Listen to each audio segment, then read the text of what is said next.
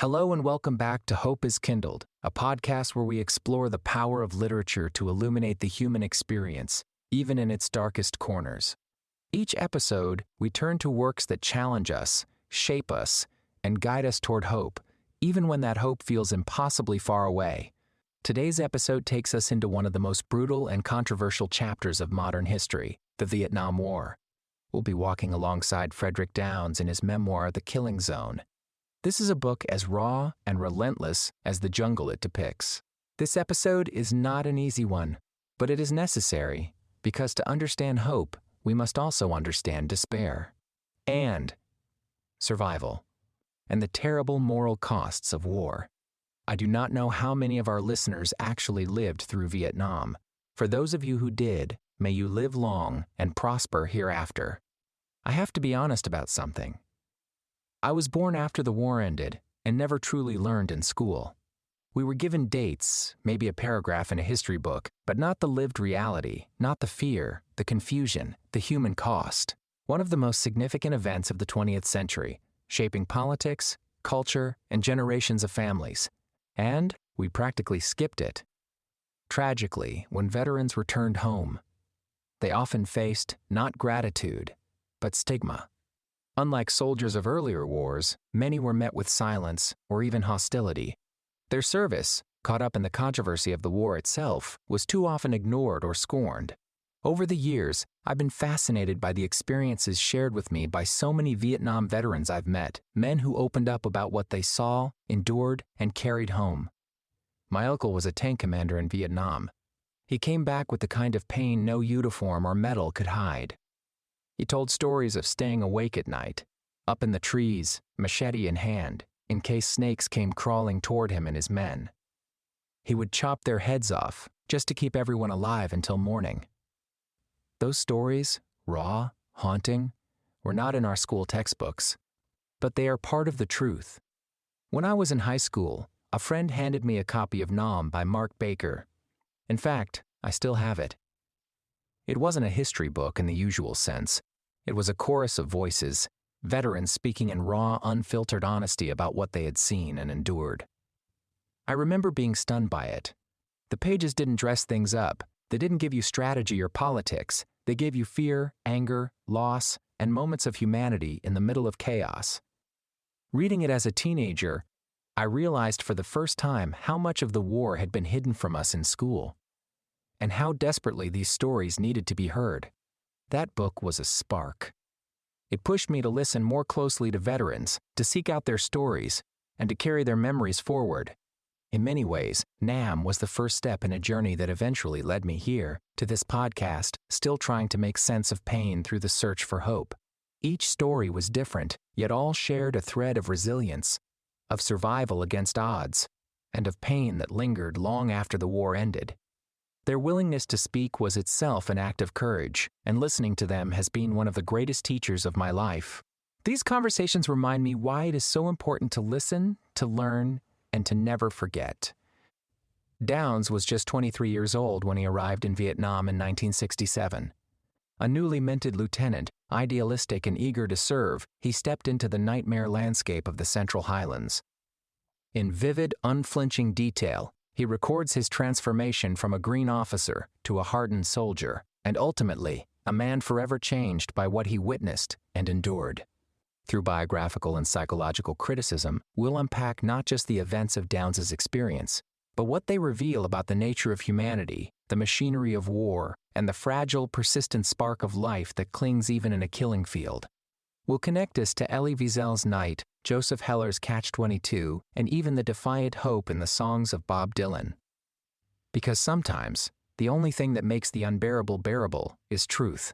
Spoken, remembered, and passed on. As The Killing Zone unfolds, Frederick Downs gives us no polished heroes, only brutal honesty. There are no grand speeches, no cinematic glory. There is mud, blood, ambushes, and unbearable silence after the radio goes dead.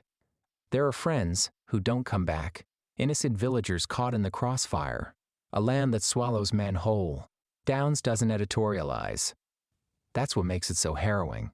The tone is flat, the prose unadorned, but that's precisely its power. He lets the war speak for itself, and what it says is devastating. Frederick Downs walks us through the machinery of a war that devoured both enemy and ally. He emerges changed, not broken, but reshaped by fire. Both men bear witness. Both insist that the only meaningful response to such suffering is to remember, to learn, and to try, desperately, to become better. The book belongs in conversation with Catch-22. Where Heller uses satire to expose the absurdity of war, Downs simply shows it. One moment, you're trying to protect a village, the next, you're walking into a trap. Orders are unclear. Rules make no sense. But there's no time to question them, because the jungle doesn't wait. There is madness in Downs' story, not witty, ironic madness, but the madness of watching a young man sent out to do good and realizing, too late, that he has become a cog in a machine that consumes ideals and leaves only grief. We can also find echoes of Bob Dylan's Masters of War, or his line from With God on Our Side, "You don't count the dead, / when God's on your side." These are the ghosts that linger behind Downs' every ambush, the uncounted, unnamed victims of a war justified in the name of freedom, but delivered in fire and shrapnel. And yet, this is not without hope. Because in Downs' clarity, in his refusal to hide what he saw or what he became, there is an act of profound courage. Downs begins not with blood, but with calm. "The jungle was silent and menacing," he writes on his first patrol. For a moment, there is still nobility, a belief that he is doing something good, but the illusion is shattered quickly. A soldier steps into a booby trap. In an instant, he is gone. "We bagged him up," Downs writes, cold and clinical. Horror becomes routine. Another scene, a child, barely walking, tugs at Downs' pant leg with a smile. Then the hut beside him erupts with gunfire. Someone has used the child as bait. "I just shot," Downs records. One line, a lifetime of guilt. Morality collapses under instinct. And yet, there are illuminations. In one moment, Downs comes upon a wounded enemy soldier. He could kill him. Instead, he kneels, gives him water, and feels shame for ever having thought otherwise. Another memory, stumbling upon an old man leading a water buffalo. The man bows. For once, no gunfire follows. "It felt like we weren't at war," Downs recalls. And finally, there is the moment of survival. Downs steps on a landmine. His leg is gone. He wakes screaming. A nurse places her hand on his chest. "You're alive, Lieutenant. The rest is up to you." That single line becomes the thesis of the book. Not erasure, but endurance. Not triumph, the transformation. Why young people should read this book. Why should this book matter to young readers today? Because The Killing Zone pierces the haze of textbooks, sound bites, and myths. It shows us that war is not adventure, not medals or video games. It is terror, confusion, regret, and the endless loss of what could have been. Frederick Downs' story ensures we do not mistake patriotism for conscience or silence for peace. It demands we ask hard questions before the next war begins. His words, "I didn't die, but part of me never came home," become ours to carry, so that no one walks into war unknowing again. After The Killing Zone, the man who came home, Frederick Downs, did not let the war be the end of his story. He returned. He endured. He chose to serve again. After losing his left arm, Downs could have retreated into bitterness.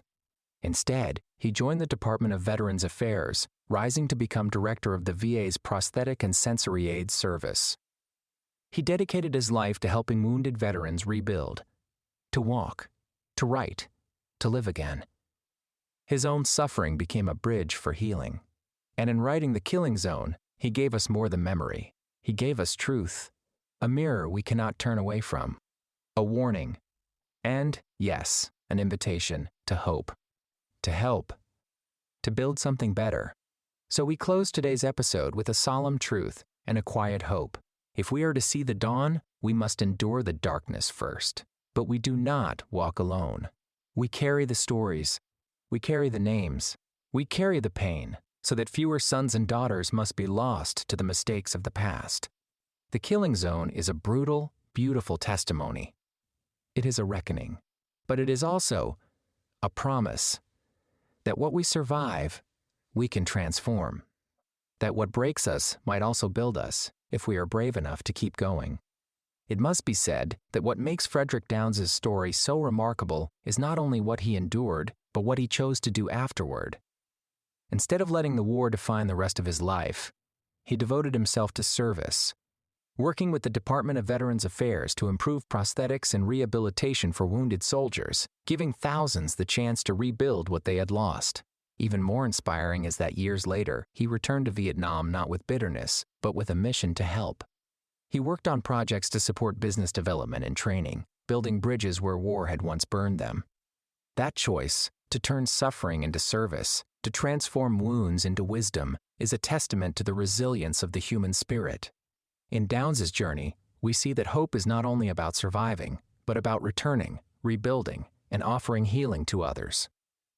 It's worth pausing here to remember that the story does not end on the battlefield or in the pages of a memoir.